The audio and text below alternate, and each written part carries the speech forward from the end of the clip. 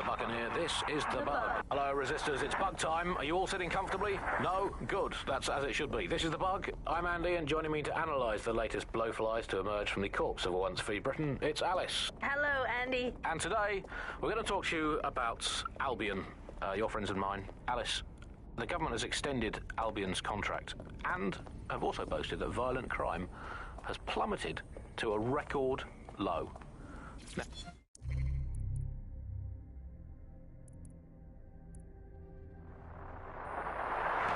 from the Buccaneer, this is the Bug. Hello, Resistors, it's Bug time. Are you all sitting?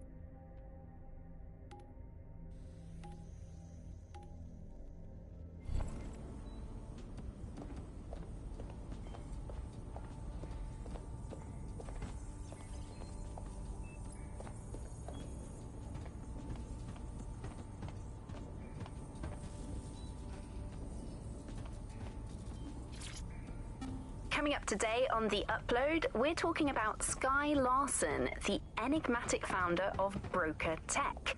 Everyone knows her name, but no one knows too much about her. And we only really see her these days. Hello and welcome back to The Upload.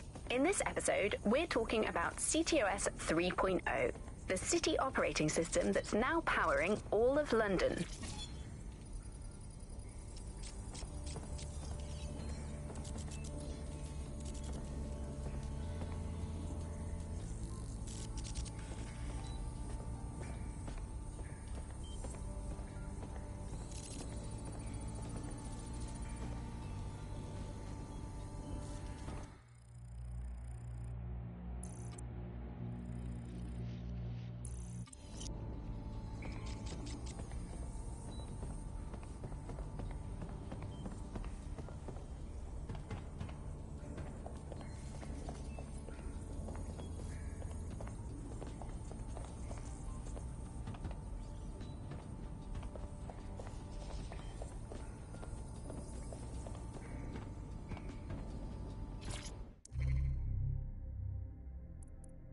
Hello and welcome back to The Upload. In this episode, we're talking...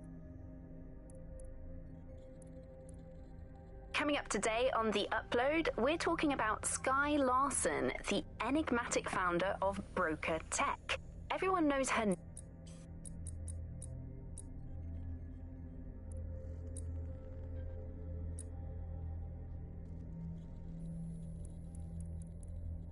I'm Claire Waters, and we've been discussing the hacktivist, now alleged terrorist group, DedSec, on this week's Buccaneer Radio. I have Colin calling in. Colin, what's your take? Now, I've been saying from the start we should have rounded up DedSec and thrown them in jail.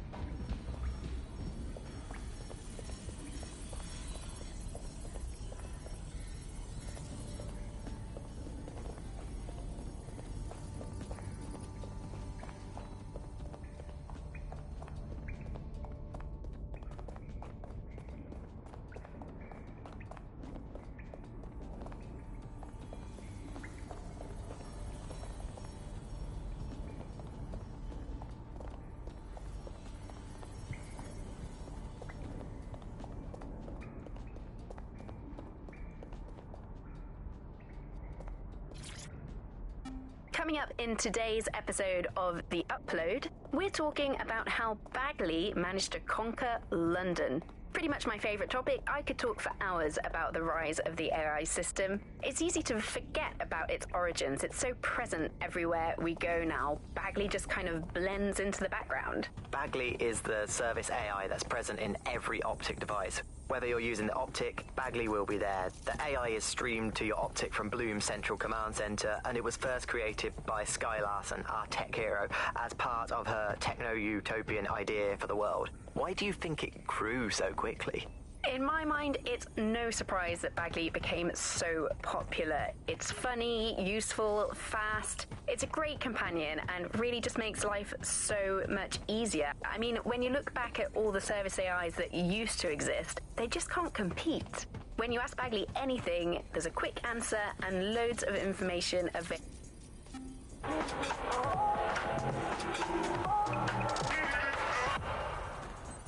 This is London Calling. You're here with me, Tash, on Buccaneer, your source for what they don't want you to know.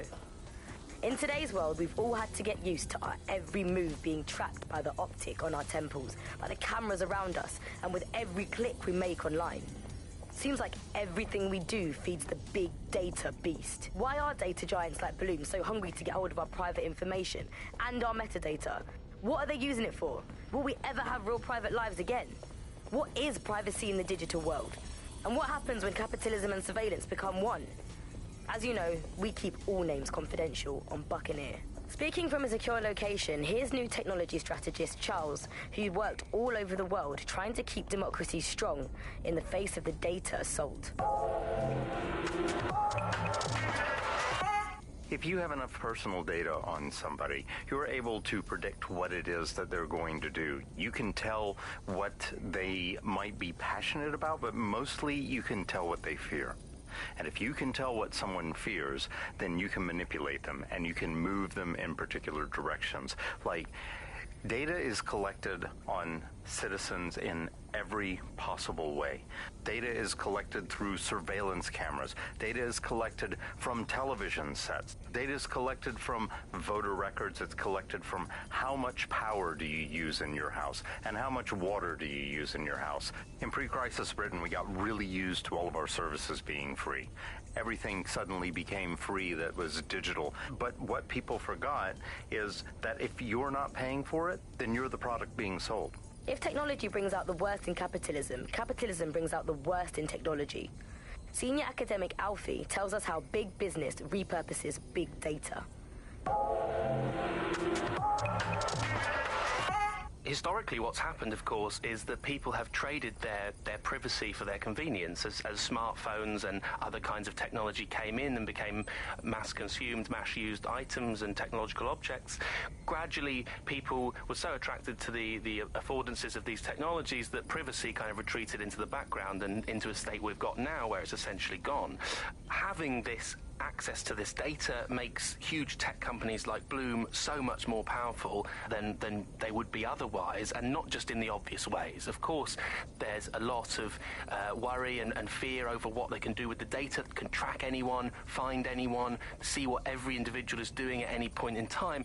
But I think there's even deeper reasons why this data empowers these huge companies to control our society and make us do things. So lots of predictive technologies which are implemented by these tech giants.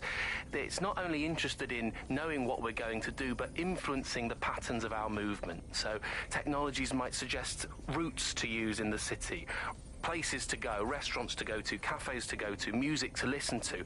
And these suggestions are not just predicting what we might like to do, they're actually influencing the way citizens move, think, eat, meet, and use their city as a space. So London has become a place where a small group of surveillance capitalist companies like Bloom can control the movements of individuals and orchestrate the way they move around their city and the way they essentially live, the things they do, the things they enjoy and the life they lead. So we're really kind of outsourcing our decision-making, I would say, to a huge corporate capitalist company, and there's something very, very scary about that indeed. All these technologies can be used to not only influence us to act as the perfect consumer, but also to prevent us from doing radical and revolutionary things. So technologies in foreign nations that have been used are things like heat map features which show where populations are gathering. In-game rewards can be offered to people to take different routes, things like that. Traffic data can be manipulated to prevent people gathering and protesting, as has happened in some of the authoritarian regimes across the world recently. recently. So what we're looking at is not only a set of technologies which make people behave as ideal consumers, but ones which actually can be put to use to prevent radical and disruptive behaviour in the city, which limits the power of any kind of revolutionary force. So, if you thought you had a private life, get used to it. You don't. And we're not going to reclaim our lives without a fight. I'm Tash, and you've been listening to Buccaneer, keeping the resistance informed. Keep listening, keep fighting, and remember, nobody owns you but you.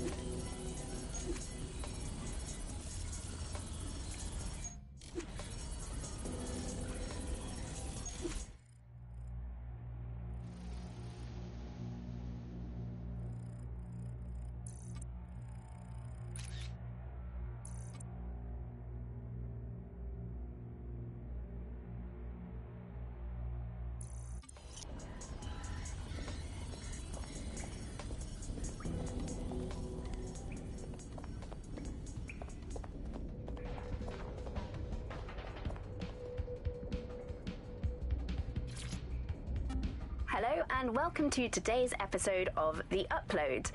We're talking about the optic and how it's changed our lives. Now, as you remember, Bloom announced a new version of the optic at the recent Tone conference, but we haven't heard too much about that since due to the dramatic events there. Let's cast our minds back and consider the technology. I mean, the optic changed everything. It lets you see things in AR. You no longer need a smartphone. You just have the small implant that sends signals to your optic nerve and lets you see your emails, take calls, and browse the internet directly as if the screen was in front of your eyes. Instead of having to carry around a phone, you've just got the small handheld unit.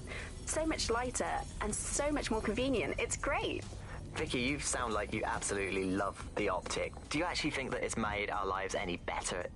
I mean, sure, it's definitely made things a lot easier. It's so simple.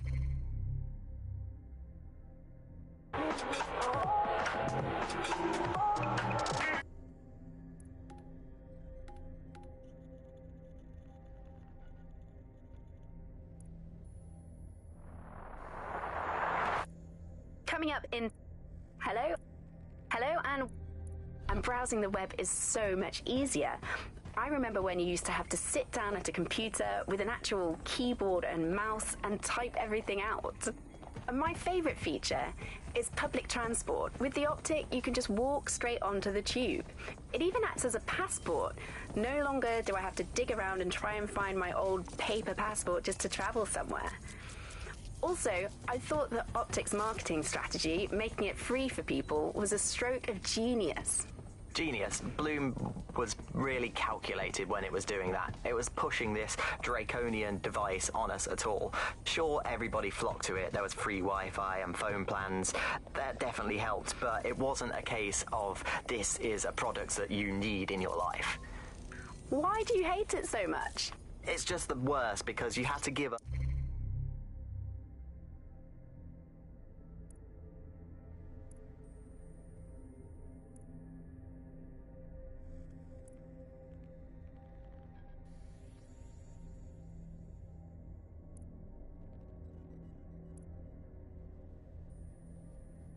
Up your privacy expectations and accept surveillance.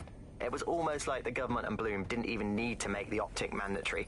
Making it mandatory was only to get the last holdouts across the line. If free data didn't convince you, fines and arrests from the state for not having the optic would pretty much be enough. I mean, what do you mean by privacy problems? No one really talks about that anymore. They don't talk about it because we don't have any choice when it comes to the optic. Yes, it's convenient and mandatory, but everybody's forgotten what it really means. Here, you've got a whole company owning basically all the data about your life. Bloom can see everything that you can see. Nothing is private anymore. There are so many times when I don't want anyone to have a clue.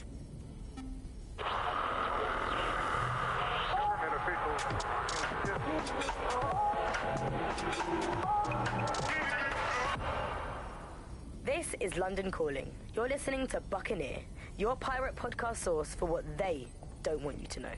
I'm Tash, and this time we're giving a special shout out from us to the boys and girls at the Signal and Intelligence Response Service, better known as SIRS. Why not? They're going to be listening anyway. They're listening to everything. They probably know that you're listening to this show right now, but don't worry. We're not going to say anything bad about a massive, unaccountable spy organization that uses its powers to stifle dissent and shut down free speech. Instead, we're going to look at how SIRS became so powerful. And as usual, we'll keep everyone's names and locations secret, so SIRS doesn't come looking for them. Charles is an expert in the dark arts of surveillance who worked to set up democratic media in post-communist states. How did it go so wrong in Britain? You know, we're looking at all the wrong things when we look at Britain's crisis. There's a lot of concentration on data and how that's been used and manipulated. And what we haven't looked at is the power structures and the profit that lies behind this. for example, if we examine what actually happened, you know, there's a company that's really very interested in selling passports and making it easy to provide visas for investment and so on. And historically, throughout the world, they've been working with this big data manipulation company in order to overthrow governments. And then suddenly all the chickens came home to roost. Nobody could find any receipts for what was paid for. Nobody could figure out how things were done, but everybody had a feeling that something really stunk, and they couldn't figure it out. And yet it was standing there in their face the whole time. There's a couple of different ways that we got where it is that we are. I mean, one, you have a lot of smaller organizations, smaller power groups, companies as well, who are bending things just a little. Oh, we'll compromise a little bit, we'll bend the rules a little bit, and try to achieve what it is that we hope to achieve that's good for us. And if you add all of that up, what you end up with is a big wall moving in a big way, from a lot of little buttons being pushed. But also there's this other thing that's going on here, is the gathering of data and the analysis of data has authoritarianism contained within its DNA.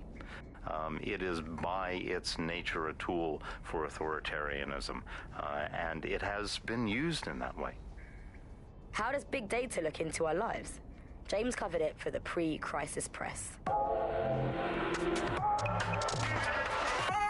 We're starting to see the merger of private data and that with data held by the state into what are called social credit systems. This is where every aspect of your behaviour is monitored and totted up by a central system to sort of score you as a person, a bit like a credit card, but predicated on all of your behaviour rather than just the money you're spending. And this can have profound impact. We're starting to see systems emerge which will punish you and stop you from doing things in society based on your behaviours. And this can be as trivial as if you jaywalk, if you cross the road in the wrong place, you might lose points. If you do some community activities or help your neighbours, you might earn points. And then this can be used to sort of evaluate you as a person.